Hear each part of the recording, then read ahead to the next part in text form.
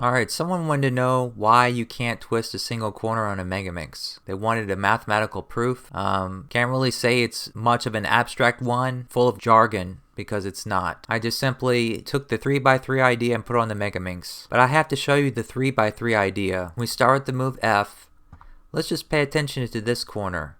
Originally, it was oriented correctly, but if we look at it, we can see that it's rotated clockwise. And that's because we're using the white face and the yellow faces as frames of references for when it's oriented, the top and bottom. It doesn't matter the color, it's just the specific faces relative to each other. So similarly down here, this one is rotated. If we just imagine the yellow being the top now, and this being yellow, this is rotated counterclockwise. So the move F, which is turning the front face in a clockwise direction, rotates whatever corner was originally here minus 90 degrees. So I'll just put a minus. And whatever corner was originally here, it rotates it plus 90 degrees. So now I'm going to pay attention to the corner that was down here. That one moved here. If we just rotate the cube this way, we can see that that one is clockwise.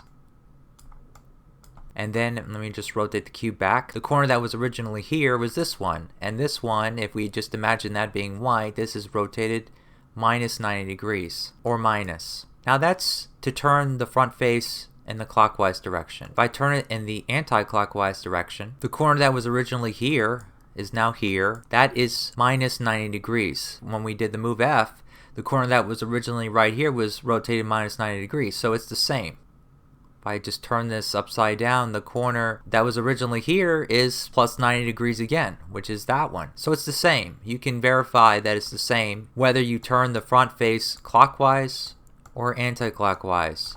It's going to rotate the corners like that. Because you have a minus 90 degrees and a plus and a minus and a plus, you can just pretend this is plus 1, this is minus 1, this is plus 1, this is minus 1. When you sum them all together, you get 0. So the net change of the corner orientations when you do an F move in either direction, or it works the same as if you would do the move R, or the move L, or the move B. Any of them, it will do the same exact thing. The only faces that this will not happen is the top and bottom, because we assume that those are the faces that we are using as a frame of reference for corner orientation, that when the stickers that are the color of the top or bottom faces are in the top and bottom faces in any fashion. So that can mean that yellow is mixed with white, or white is mixed with yellow, or white is in white just in the wrong way, and vice versa with yellow, then instead we'll have 0 for them. They'll all be 0.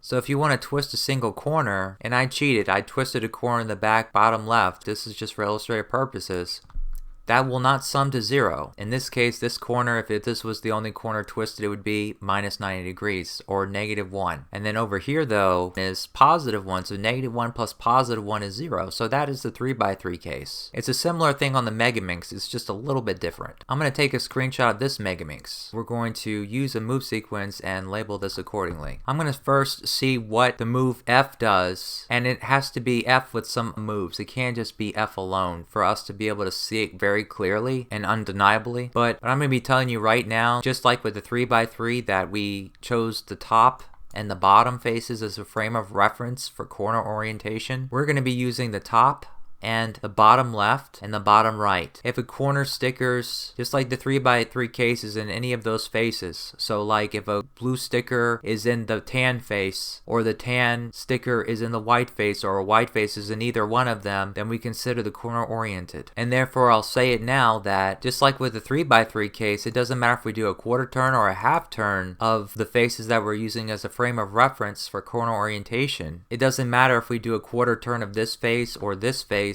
or the white face. It will not change the corner orientation. Let's start with the top right corner. I can't twist this puzzle in here with my mouse like I can with the cube and cube twister, but I can do some moves. So I can do R, U. And when I do, we can see that this is plus 90 degrees. But this is telling us what happens in the R phase. This is not telling us what happens with the F phase. And I want to analyze a quarter turn of the F phase like I did with the 3x3 case. If I do the move F, therefore, whatever corner was here, I guess it's better that I start with the top left instead of the top right. Whatever corner was here, we can clearly see that it was turned plus 90 degrees. I'm not going to do F prime. I'm just going to do F and work from there. So I can't use F prime to analyze the other corner. So for example, to see what the move F does to this corner, I can play them out move by move. So this is clearly negative 90 degrees or minus, which we could clearly see from the move F prime, right? It would do the same thing if we were to do F prime, that now it's negative 90 degrees, red's on top, basically, right? Red is on top, red is on top. But why did I do those moves?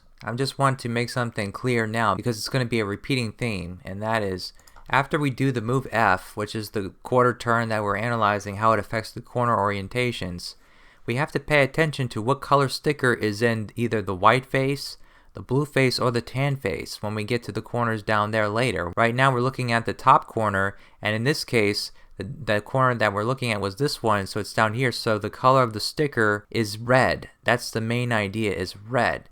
We want to now put this corner in its original location, maybe not twisted correctly, and we don't want to put it in its correct location twisted correctly. We want to put it in its correct location with the red, either in the white, the blue, or the tan, whichever applies, wherever the corner came from. In this case, we want the red to be in the white. I do whatever moves I need to with other faces, so that with every turn I do, the red sticker is going to be in one of these three faces, guaranteed. We are only going to do those moves and only those moves because we don't want to change the orientation of the corners well beyond with how the move F changed the corner orientations, right? And you may be wondering, why did I choose these three faces? Obviously we have to choose the top one, but why do we have two bottom ones instead of one bottom one? Well, this is really the first time I'm looking at the Megaminx in this way, and I only solved the Megaminx maybe a dozen times in my life. I'm not really interested in the Megaminx that much, but this assumption worked out. That's all I can say, because I know as well as you do that the top and bottom faces for the cube are the faces with the frame of reference for corner orientation. But I had no idea that it was the top and these two bottom ones. And in this case now it's over here. Red's on top. I just do one more turn to put in its solved location. This is for visual purposes only, just so that we can clearly see undeniably how the corner was affected by the move F. Just want to make that clear that I'm not doing random moves and you kind of know what's going on, because we have to mimic the 3x3 case. When we did a move F, a corner from the bottom went all the way to the top. But on the Megaminx,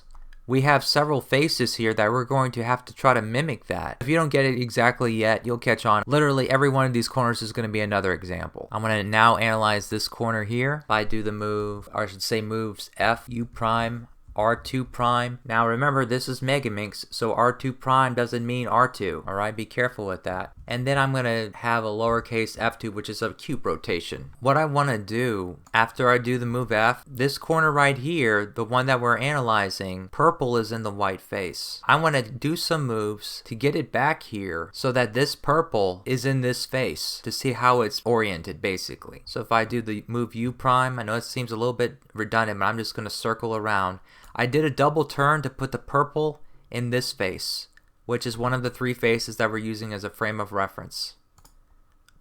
Turn it again, it didn't change it. The purple is still in this face. I'm going to do the move F, so now the purple is in this face, another face that we're using as a frame of reference. And that's actually the last move. I'm just going to rotate the cube, and now you can see that this corner is rotated negative 90 degrees. I'm going to put a minus there. Next, I want to analyze this corner here. So we pay attention to this one.